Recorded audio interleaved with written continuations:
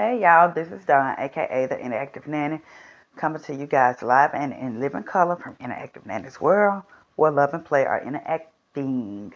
So today, I'm actually at home. In case you all didn't know, I live in Alabama, or whatnot, and we have a winter snowstorm going on here. So I am, fortunately, sort of, yeah, I guess you could say that at home. Um, I'm not working as far as my outside job, out of the house job or whatnot. So yeah, I'm at home. So I was actually able to sort of catch up on a little rest because I actually work two jobs right now. But yeah, so I did want to come on. It's, now since I do have my free day today or whatnot, I wanted to come on and do an episode. Um, we're gonna do some a couple of stories for the littles. Well, not just the littles, but the older ones as well. But we're going to get started. The first book we're going to read is entitled Roses for Isabella, and it's written by Diana Kahn and illustrated by Amy Cordova.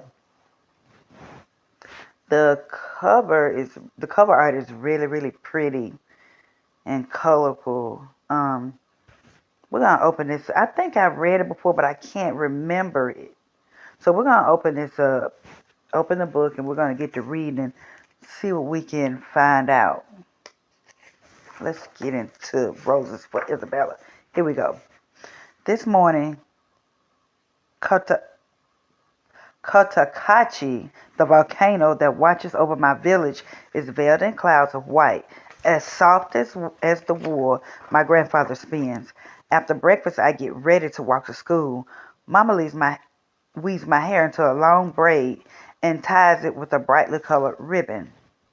Papa watches me put my writing book in my school bag. He says with a big smile, "Isabella, you are our family's first writer." Vamos a escribir. Let's write. My teacher, Miss Lopez, has a surprise for us today. We will have a special assembly soon to honor Pachamama, our Mother Earth. You will write stories, and one of you will be chosen to read your writing at the assembly, she says. More than anything, I hope it will be me. What shall I write? I sharpen my pencil, lean over my desk, and begin. Ecuador. In my country, the sun shines almost every day, all year long. That is why flowers grow here so well. My mama and papa have always worked on farms that grow beautiful flowers.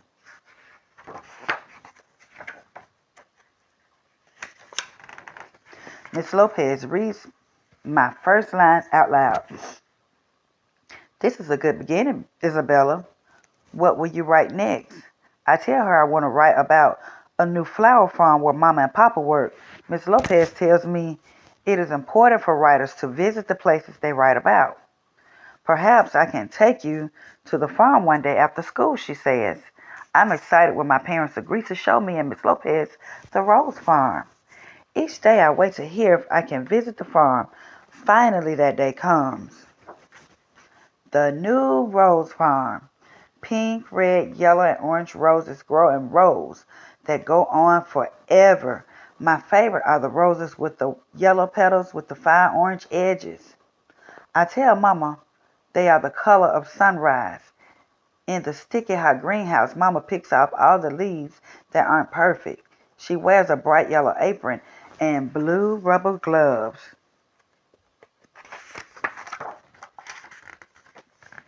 The old flower farm. Mama got bad headaches and hot red rashes at the farm where she used to work from the chemicals that were sprayed on the roses to keep the bugs away. Her headaches became so terrible she had to stay at home. When Papa asked the company to help Mama and the other workers who were sick, he was fired. I was sad because there was nothing I could do to help them. This was a hard time for my family. The new farm. One day my Aunt Esperanza told Mama about a new rose farm that tried not to use bad sprays. At first Mama didn't believe her. but she hasn't had one headache since she and Papa started working there.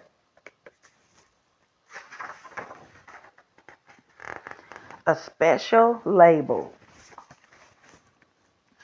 I visit Papa in the big cold room where he sorts the roses by their sizes and colors. The rose stems are so long they're almost as tall as I am. Papa packages the roses for their long airplane rides to stores all over the United States and all around the world. Papa puts a special fair trade label on each package. This label tells everyone that the roses are from farms that are cleaner and safer, where the workers get paid better. The roses from the farm where Mama and Papa work cost a bit more, but that is why we could build our home. Love and roses. Mama and Papa work hard all year long, but they are the busiest just before Valentine's Day and Mother's Day, when everyone wants to buy roses for the ones they love.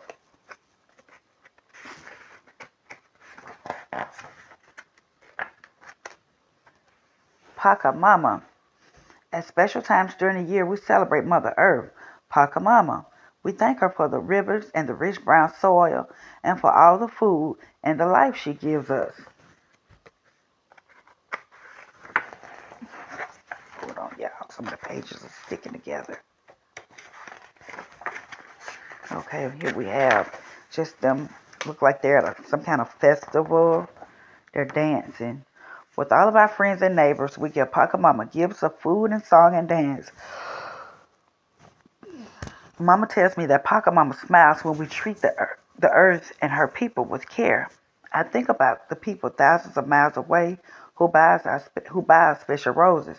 I think they must please Pachamama too. The next day I write a poem. When I show Miss Lopez, she says, "This is a beautiful poem, Isabella. Will you read it at our assembly?" When I tell Mama and Papa my news, they give me a hug.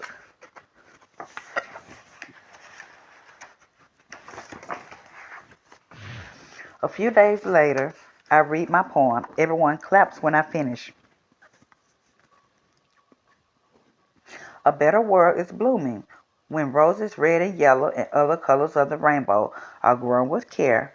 When those who grow them are treated fair, Pachamama smiles.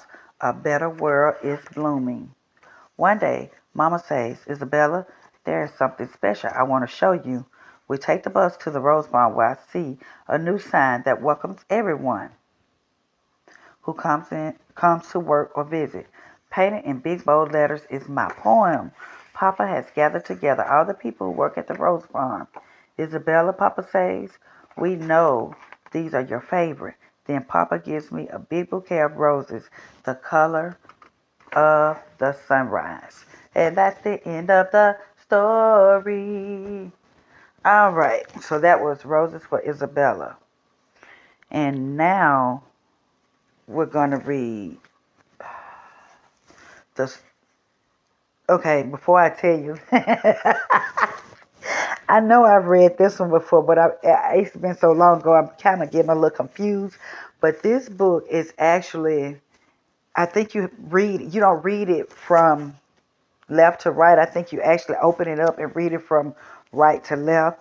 It's really crazy, but it's fun. So we're just going to read it and we'll figure it out. But the title of the book is The Story Starts Here. And then when you turn the supposedly back cover over, it says The Story Ends Here. Okay.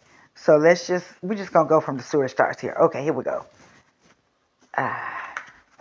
The story starts here because I said so.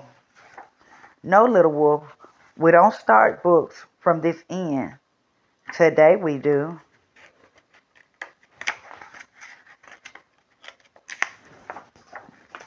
Today I'm going to eat standing up, and I'll begin with dessert. No, you would not begin with dessert. No, you will not play piano with your toes. That's enough, little wolf. Time to get dressed. Fine then, I'll play piano with my toes. I can't wait to show my friends. Please, little wolf, dress yourself properly. Today, I'm starting a new fashion. Of course you can. You can go to your room and think about your behavior.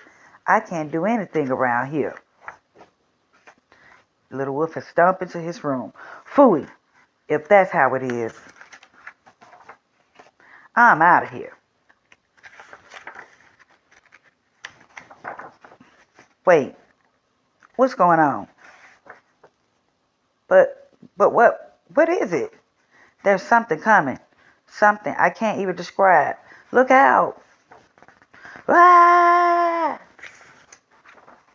It's gonna eat me. It's gonna eat me.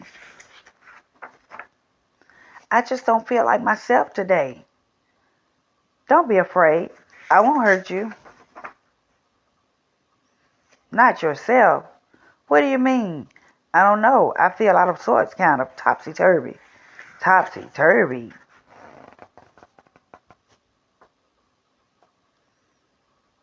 You. Flip the book upside down and turn the page. Exactly, like that. That page. Oh, I get it. Ah, right side up at last. That feels good. That wasn't funny, Dad. You really scared me. What's the matter? Aren't I allowed to play jokes too? Hey, my pants. Look, it's the latest style. And that's the end of the story. So yeah, that was the story starts here. If you guys like those books and want to get them to share with your little, I'm sure you can get them on Amazon, eBay. You can go to your local library and check them out. You can go to your local bookstores, and I'm sure they could. If they have them, then you can get them there. If they don't have them, they could probably get them for you. But those are the two books that we shared today on Interactive Nanny's World. I hope you guys have a great weekend. If you're in a warm space, enjoy it. If you're somewhere cold like Alabama or Atlanta or somewhere down in the southeastern part, then stay warm. Stay inside if at all possible. Until next week, this is Star, aka signing off from Inactive Nanny's World. But before we sign off, I would like to ask you guys to please listen, like, share, and subscribe. Besides getting listening to the podcast on your anywhere that you get your podcast from, you can also listen and get Inactive Nanny's World on YouTube. Just go to YouTube and type in Inactive Nanny's World, and we'll pop up right there in your search bar.